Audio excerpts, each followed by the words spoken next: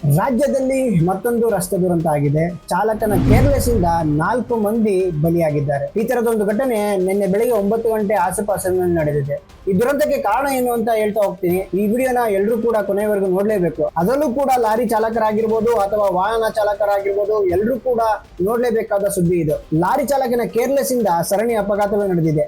ಇದರ ಪರಿಣಾಮ 4 ಜನ ಸ್ಪಾಟ್ ಔಟ್ ಆಗಿದ್ದಾರೆ. ಒಂದು 5-6 ಜನಕ್ಕೆ ಗಾಯಗಳು ಕೂಡ ಆಗಿವೆ. ಈ ಒಂದು ಘಟನೆ ವಿಜಯನಗರ ಜಿಲ್ಲೆಯ ಹೊಸಪೇಟೆ ತಾಲೂಕಿನ ರಾಷ್ಟ್ರೀಯ ಹೆದ್ದಾರಿ 50ರಲ್ಲಿ ನಡೆದು ಹೋಗಿದೆ. ಬೆಳ್ಳುಳ್ಳಿ ಸಾಗಾಟ ಮಾಡುತ್ತಿದ್ದಂತ ಲಾರಿ ಅದಾಗಿತ್ತು. ಹೊಸಪೇಟೆ ಹೊರವಲಯ ಟನಲ್ ನಿಂದ ಡೇನಾಪುರ ಕಡೆಗೆ ಹೋಗ್ತಿದ್ದಂತಹ ಲಾರಿ ಅದು ಆ ಒಂದು ರಸ್ತೆಯಲ್ಲಿ ಹೋಗ್ತಾ ಇರಬೇಕಾದಂತ ಸಂದರ್ಭದಲ್ಲಿ ಬೈಕು, ಕಾರು ಮತ್ತು ಬಸ್ಗೆ ಡಿಕ್ಕಿ ಹೊಡೆದಂತ ಪರಿಣಾಮ ಸ್ಥಳದಲ್ಲೇ 4 ಜನ ಸಾವನ್ನಪ್ಪಿದ್ದಾರೆ. ಈ ಒಂದು ಅಪಘಾತದ ರಭಸಕ್ಕೆ ಕಾರು ನಜ್ಜುಗುಜ್ಜಾಗೋಗಿದೆ, ಪುಡಿ ಪುಡಿ ಆಗೋಗಿದೆ ಅಂತಾನೆ ಹೇಳ್ಬೋದು. ಘಟನಾ ಸ್ಥಳಕ್ಕೆ ವಿಜಯನಗರ ಎಸ್ಪಿ ಜಾಹ್ನವಿ ಎಸ್ ಹಾಗೂ ಮರಿಯಪ್ಪನಹಳ್ಳಿ ಪೊಲೀಸರು ಭೇಟಿ ನೀಡಿ ಪರಿಶೀಲನೆ ಮಾಡಲಾಗ್ತದೆ. ಅಪಘಾತದಲ್ಲಿ ಬಸ್ನಲ್ಲಿದ್ದ ಕೆಲವರಿಗೆ ಗಾಯಗಳು ಕೂಡ ಆಗಿದೆ. ಅವರೆಲ್ಲರೂ ಕೂಡ ಈಗ ಹೊಸಪೇಟೆ ಆಸ್ಪತ್ರೆಯಲ್ಲಿ ದಾಖಲಿಸಿಕೊಂಡು ಚಿಕಿತ್ಸೆಯನ್ನು ಕೊಡಲಾಗ್ತದೆ. ಸೊ ಘಟನೆ ಹೇಗಾಯ್ತು ಎಂಬುದನ್ನ ಹೇಳ್ತಾ ಹೋಗ್ತೀನಿ.